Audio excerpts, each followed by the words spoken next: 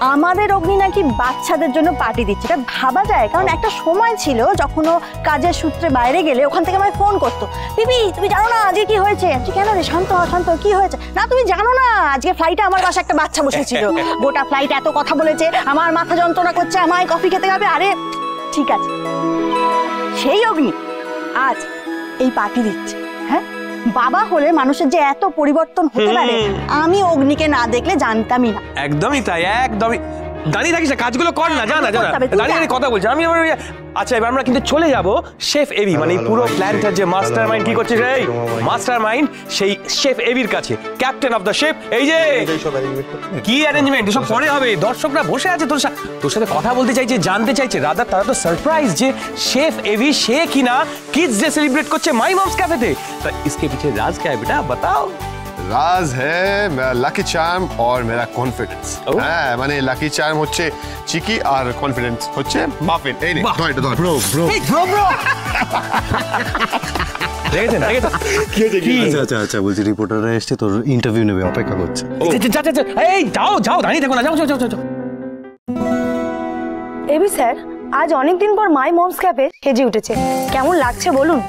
আসলে চিকি আর মাফিন এরা দুজনেই তো প্রত্যেকদিন কিছু না কিছু করতেই থাকে, প্রচুর এনার্জি ওদের। তো আমরা ভাবলাম যে ওদের এই এনার্জিটাকে কোথাও চ্যানেলাইজ করলে খুব ভালো হয়, মাফিনের ভাষায় মানে দুষ্টুমনি বন্ধ করে ক্রিয়েটিভ কিছু করা। সেই জন্যই আজকে আমরা মাই মমস ক্যাফেতে এই কিডস ডে সেলিব্রেশনটা আয়োজন করেছি। আচ্ছা, কথাগুলি ম্যাডামকে একবার ডাকা যাবে? কথা আমি ডাকছি।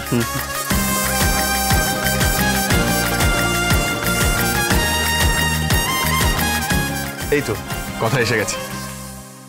কথাগুলি ম্যাডাম, এবির সাথে পথ চলা তো আপনার নতুন নয়, এবিকে বাবা রূপে দেখে কেমন লাগছে? রেসপন্সিবল বাবা মাস্ট বি। ক্যাফেতে কিডস ডে হচ্ছে, কেমন লাগছে বলুন এবিকে এইভাবে দেখে? বাবা মা হওয়ার পর তো জীবনে অনেকটাই বদলে যায়, আমাদেরও বদলেছে। তাছাড়া পাশের মানুষটাকে দেখার দৃষ্টিকোণ জীবনের যে কোনো মোড়েই বদলে যেতে পারে। আমার কাছে এটাও এক অন্যরকম অভিজ্ঞতা। Thank you.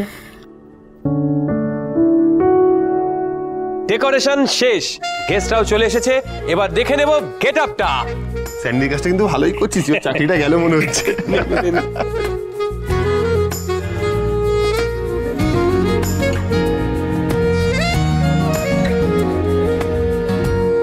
তখন তুই কি বলতে চাইলি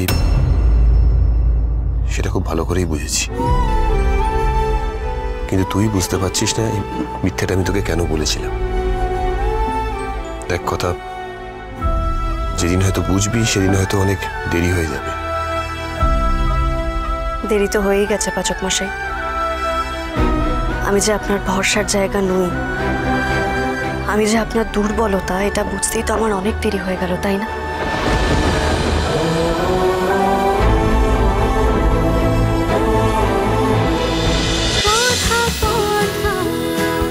কথা সোম থেকে রবি প্রতিদিন সন্ধ্যে ৭টায় স্টার জলসায় ও জিও হটস্টারে।